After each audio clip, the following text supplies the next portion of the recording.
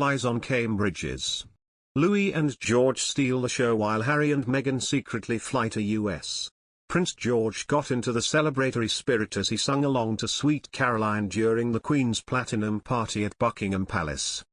The 8-year-old royal belted out the lyrics as Sir Rod Stewart performed on stage in one of many adorable moments at the star-studded concert.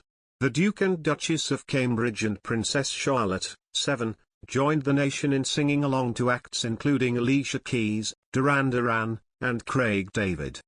George, who earlier today made a surprise visit to Cardiff with his parents and sister, appeared in excellent spirits as he laughed and joked with his father in the royal box.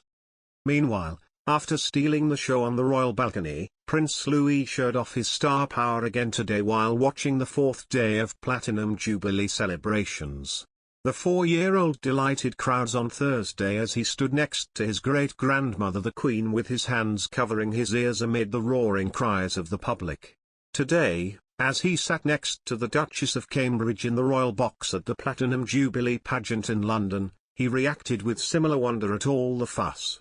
At times, he was pictured cocking a snook, put his hands over his mother's mouth, waved his arms in the air and stood on his seat for a better view. He later moved across to his other relatives and sat on his grandfather Prince Charles' lap, who pointed out the spectacles in the parade. And of course, social media loved it, as Abby posted on Twitter, Prince Louis being iconic as always. Belle added, Prince Louis' facial expressions are as legendary as ever. Canel Citadel tweeted, Prince Louis deserves his own meme section. I can't with how expressive his face is.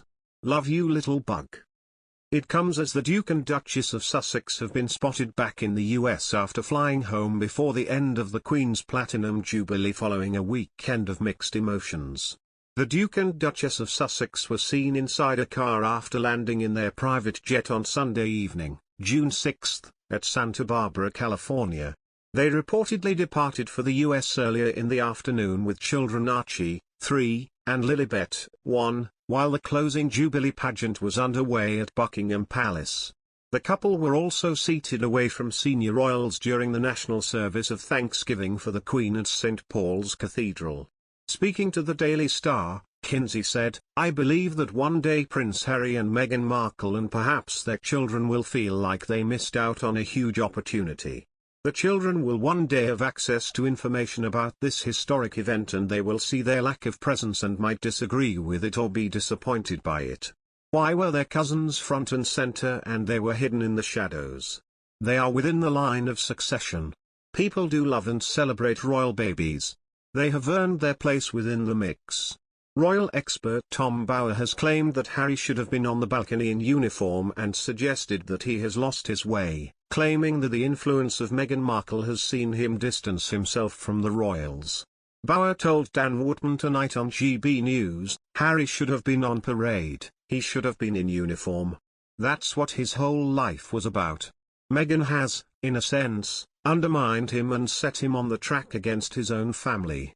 The Sussexes watched on during trooping the colour from the Major General's office, overlooking Horse Guards parade, rather than having an active role. They were missing from the Buckingham Palace balcony afterwards as this was reserved for working royals. Meghan was pictured during the trooping the colour wearing a wide-brimmed cream hat with a navy ribbon and Bower claimed that she was trying to grab attention. It was extraordinary how she thrust herself at the window with an oversized hat and a big smile and lowered the window of the car so she could be seen, he said.